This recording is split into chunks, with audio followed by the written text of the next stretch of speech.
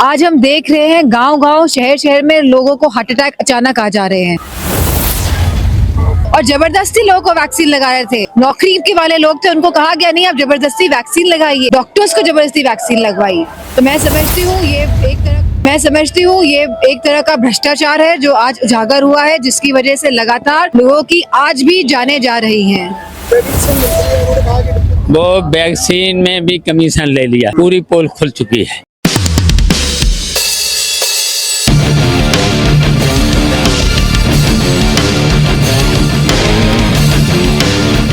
जब corona virus के खात्मे के लिए वैक्सीन लगाई जा रही थी, उस समय समाजवादी पार्टी के राष्ट्रीय अध्यक्ष अखिलेश यादव ने कहा था कि वह भाजपा की वैक्सीन नहीं लगवाएंगे और जब उनकी सरकार आएगी तो सभी को मुफ्त में टीका लगाया जाएगा।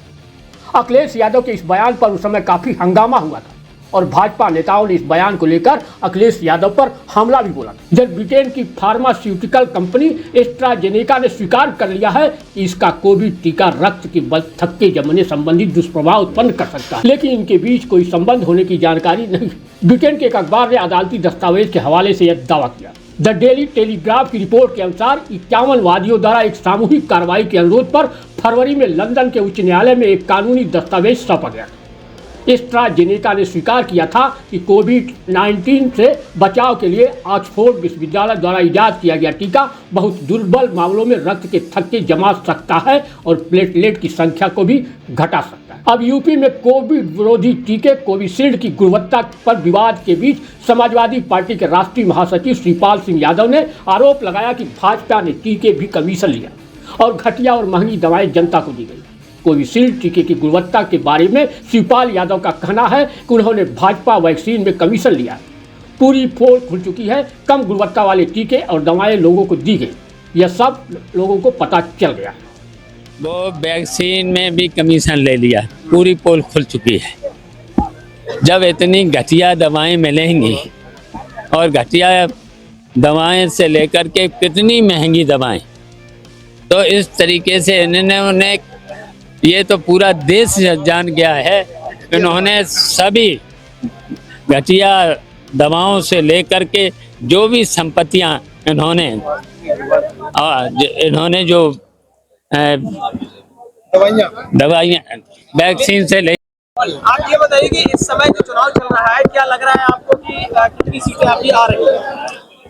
देखिए, पूरा इंडिया गठबंधन भारतीय जनता पार्टी को उत्तर प्रदेश में सभी सीटों पर हरा रहा है और पूरे देश में भारतीय जनता पार्टी 200 सीटों से पार नहीं कर पा रही और इंडिया गठबंधन पूरे बहुमत से सरकार बना रहा है दिल्ली में।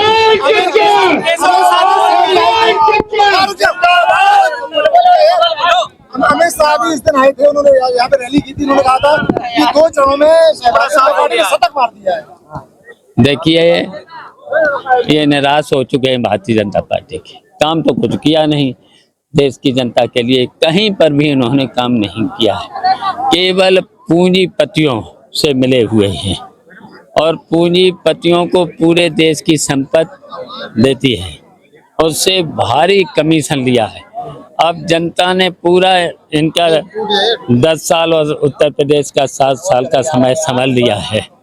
अब ये निराश हो चुके हैं, बौखला गए हैं और बौखला करके क्या क्या बोलते हैं, कहीं मंगलसूत्र, कहीं परिवारवाद, कहीं कुछ बोलते हैं।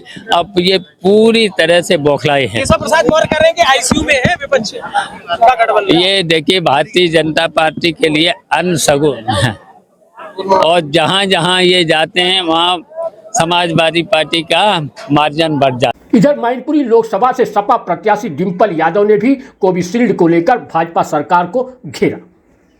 डिंपल यादव ने कहा कि पहले ही अखिलेश यादव ने कहा था कि हम यह टीका नहीं लगवाएंगे क्योंकि तब तक इसका और परीक्षण नहीं हुआ था, लेकिन इस समय शहर और गांव में दिल का दौरा पड़ने के मामले बढ़ गए, लोग अचानक से गंभीर बीमारियों से पीड़ित हो रहे हैं। डिंपल यादव ने आरोप लगाया कि कोविशील्ड बनाने वालों से 200 से 300 करोड़ रुपए का चंदा लिया गया और उनको टीका लगाने की अनुमति दे दी गई और जबरदस्ती लोगों को टीका लगाया गया। डिंपल यादव ने कहा कि आज बड़ा भ्रष्टाचार उजागर हुआ है और इसकी वजह से बहुतों की जान चली गई।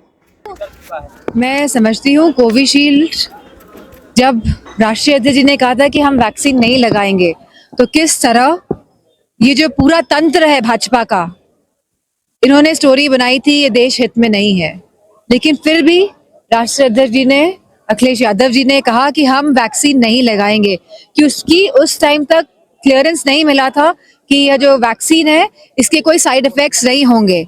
आज हम देख रहे हैं गांव-गांव, शहर-शहर में लोगों को हार्ट अटैक अचानक आ जा रहे हैं, लोगों को गंभीर बीमारियों से अचानक ग्रसित हो जा रहे हैं। तो मैं समझती हूँ कहीं ना कहीं जल्दबाजी के चक्कर में और जिस तरह चंदा लिया गया जो कोविशील्ड जो बना रहे थे उन लोगों के, जो बना रहे थे कोविशील्ड वैक्सीन, जिस तरह उनसे 200-300 करोड़ रुपए का चंदा लिया गया और फिर उनको परमिशन दे दी गई कि ठीक है आप सब लोगों को वैक्सीन लगाइए, और जबरदस्ती लोगों को वैक्सीन लगा रहे थे। और मैं समझती हूँ सरकार, जो नौकरी के वाले लोग थे उनको कहा गया नहीं आप जबरदस्ती वैक्सीन लगाइए। मैं समझती हूँ कहीं भी ये जबरदस्ती वाला नियम कहीं भी पूरे देश और विदेशों में नहीं है। अगर किसी का मन है तो लगाते हैं, लगाई गई, और किसी का मन नहीं है तो नहीं लगाई गई। लेकिन यह देश भारत में इस सरकार ने जबरदस्ती लोगों को वैक्सीन लगवाई, डॉक्टर्स को जबरदस्ती वैक्सीन लगवाई। तो मैं समझती हूँ ये एक तरह का भ्रष्टाचार है जो आज उजागर हुआ है, जिसकी वजह से लगातार लोगों की आज भी जानें जा रही हैं।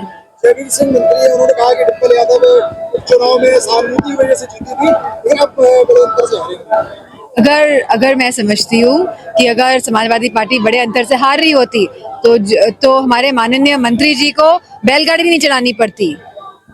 हम देख रहे हैं किस तरह फोटो ऑप करके बैलगाड़ी पे चल रहे हैं, लेकिन आज भी जो किसानों की दिक्कत है, जो किसानों की मायूसी है, जो असुविधाएं हैं, और जो आप वादे करके जो पूरे नहीं कर पाए हैं, वो आज भी आप उन मुद्दों पे बोलना नहीं चाह रहे।